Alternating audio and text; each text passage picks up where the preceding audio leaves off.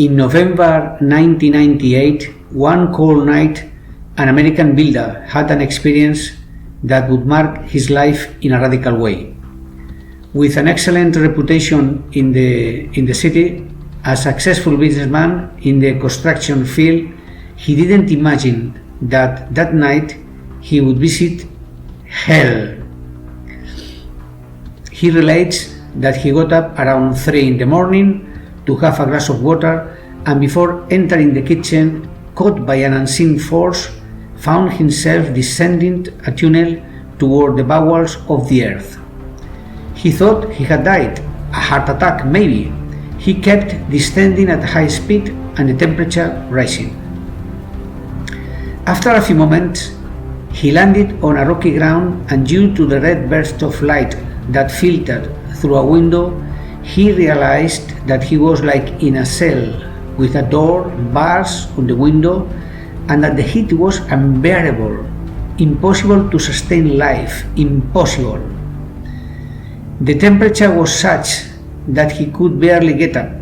He crawled around looking for a way out, but to his greatest terror, he realized that inside the dungeon, some strange creatures were moving near his position. With the streaks of light that, as from an outside fire, dimly illuminated the cell, he could distinguish 3 figures, very tall, more than 3 meters each. They were not human, they were deformed with a reptilian aspect, with claws and large jaws. He was literally locked in a cell with huge demons. This was insane. Those beings were launching terrible blasphemies against God, releasing hatred that could be felt. He tried to run, but impossible. His vital force left because of the intense heat. The beasts pounced on him as if he were a doll. With their claws they tore his body apart, and they threw him against the hard rock of the wall. Billy was in shock. Could this be real? Life on the surface of the earth now was so far away. After minutes of torture, endless moments that seemed like an eternity, with the damage caused, it was more than enough to have bled. But he didn't die. It was as if his body reached the extreme of torture, but incapable of having death as an escape door. He couldn't die even though at that time he wanted it. It seems that these beings stopped their torture for a while, and Billy, crawling on the floor, managed to live through the ajar door of the cell. And then he saw a terrifying scene that concentrated the horror of 1,000 nightmares together. A deafening noise of thousands of people screaming in pain and agony. It was like a huge pit burning like a volcano, where thousands of people struggled, twisted by the pain of the flames. How to describe such a horror? What goes beyond our understanding, at the very limit of madness? Yes, in front of him he could distinguish thousands of people burning alive, the naked bodies twisting with intense pain, with the torch of suffocation, thirst, hunger. Some of these people tried to get close to the brim of the pit to escape from that furnace, but demons lined up on the edge pushed them back into the flames. Billy understood that if his position was regrettable, those in the fire pool suffered worse torture. He also noticed that the ground was infested with worms and nasty critters. Billy also saw rats, huge snakes, and a repulsive stench of sewer, sulfur, and rotting flesh.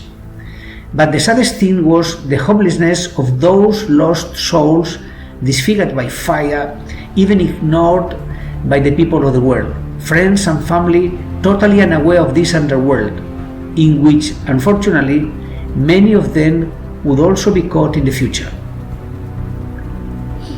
Shortly after, Billy saw a light that seemed surrounded him, then a silhouette that he recognized as Jesus. Billy told him why he had sent him to hell. Jesus replied that to give testimony to the world, because many people think that hell is a myth. Even good Christians don't believe that hell is real. That God, as He loves everyone, cannot create a place like this. But let's not forget that God is also a judge. Her wife, asleep in bed, heard some screams and came out of the bedroom in his rescue. She found him at the kitchen door in a fetal position, screaming, "The Lord sent me to hell! The Lord sent me to hell!" He didn't tell anyone about this experience for months, for fear that they would take him for a madman, but he saw the need to warn as many people as possible. He agreed with his wife to leave the company job and began to give talks at churches and universities, and to anyone interested in this amazing story.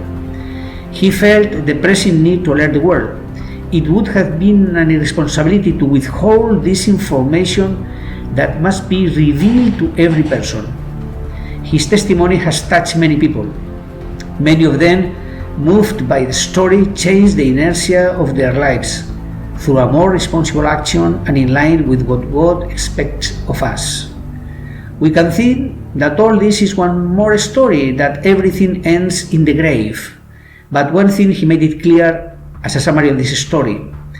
Billy said on a television network that if people, skeptics, or even believers would see hell for just 5 seconds, they would certainly change. And he concluded, hell has to be avoided at all cost. Let's be smart, friends. What is at stake passes all understanding. Blessings.